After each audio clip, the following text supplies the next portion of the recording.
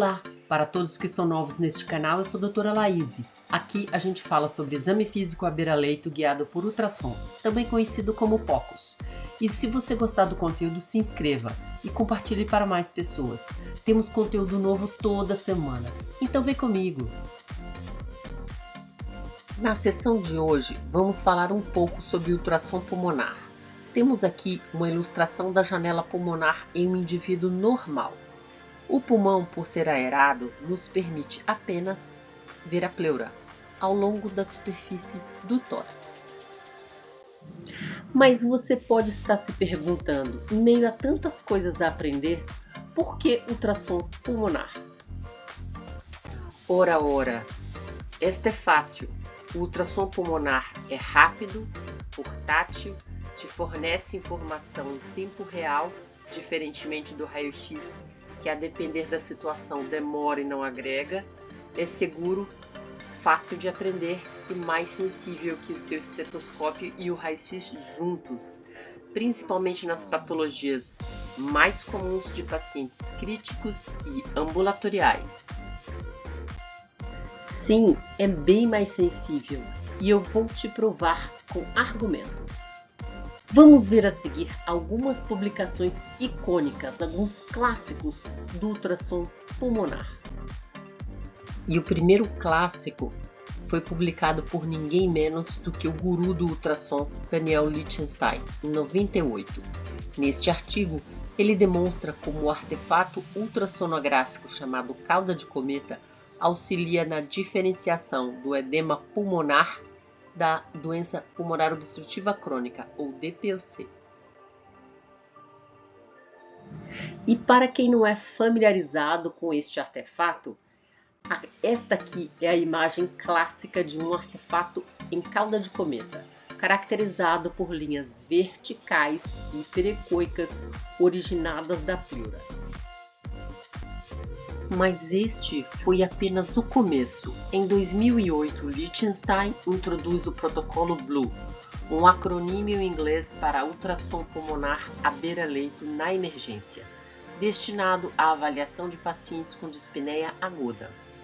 Este protocolo classifica achados ultrassonográficos em padrões específicos e correlaciona-os com diferentes síndromes clínicas.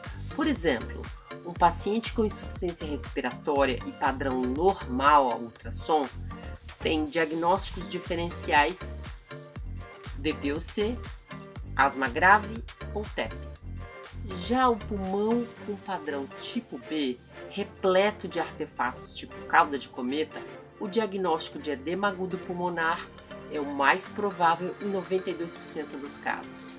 Para se ter uma ideia, este estudo tornou possível a avaliação de pacientes com dispneia aguda em minutos e, por este motivo, este protocolo é o mais popular entre examinadores POCUS. O ultrassom pulmonar rapidamente caiu no gosto do cardiologista. Luna Gargani, em 2011, publica um artigo de revisão intitulado Ultrassom pulmonar, uma nova ferramenta para o cardiologista. Nesse artigo, ele descreve a relevância do ultrassom pulmonar na prática cardiológica, explora as aplicações do ultrassom pulmonar no acompanhamento de pacientes com disfunção ventricular, na detecção de complicações cardiovasculares e ainda no diagnóstico diferencial de dispneia no portador de cardiopatia. Outro estudo icônico foi publicado por Shiroshaki e colaboradores. Este estudo compara a concordância diagnóstica entre o raio-x de tórax à beira-leito e o ultrassom pulmonar em pacientes críticos. Os autores observaram que, na população avaliada, a ultrassonografia pulmonar demonstrou desempenho diagnóstico consideravelmente superior ao raio-x de tórax, sugerindo o ultrassom como uma boa alternativa à tomografia de tórax na suspeita de pneumotórax, derrame pleural, atelectasias e consolidações. Mas é somente em 2012 que Valpocelli e colaboradores apresentam um conjunto de recomendações baseada em evidência para o uso do ultrassom pulmonar à beira-leito. As recomendações abrangem a aplicação do ultrassom pulmonar em diferentes cenários clínicos, como insuficiência respiratória aguda, trauma torácico, embolia pulmonar e infecções respiratórias. O GEISE, em 2014, publica uma recomendação internacional baseada em evidências sobre o eco focado. Embora o artigo não seja específico em ultrassom pulmonar, ele fornece orientações práticas para a utilização do ultrassom pulmonar em conjunto com o estudo ecocardiográfico. Já em 2015, Liechtenstein publica um artigo intitulado Duas aplicações do ultrassom pulmonar em pacientes críticos. Neste artigo, são apresentados conjuntamente os protocolos de ultrassom pulmonar à beira-leito, o Blue e o Falls. O protocolo Blue nós já mencionamos anteriormente. Fornece diretrizes para a avaliação do paciente crítico em insuficiência respiratória aguda. Já o protocolo Falls, ele sugere o manejo de fluidos baseado na avaliação sequencial dos artefatos pulmonares, bastante interessante, vale a pena ler este artigo. Em 2020, Mondoli e colaboradores destacaram a utilidade do ultrassom pulmonar como uma ferramenta segura e eficaz na avaliação de pacientes com insuficiência respiratória aguda e demonstraram que o uso do ultrassom pulmonar reduz a necessidade de outras modalidades de imagem e minimiza a exposição dos profissionais de saúde ao Covid-19.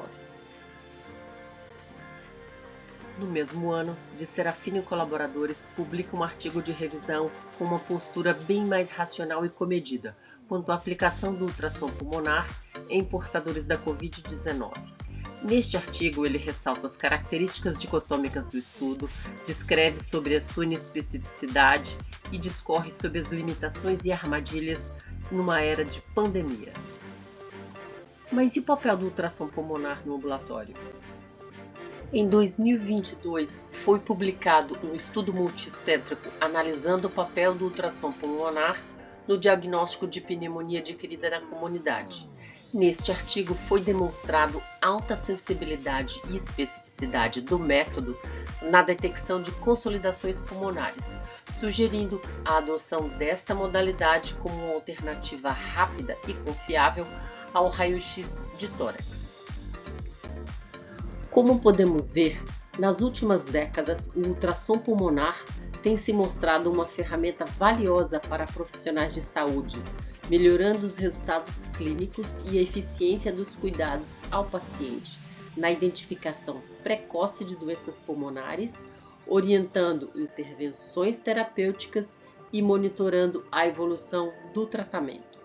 Na próxima sessão, vamos falar um pouco mais sobre as aplicações em cenários específicos.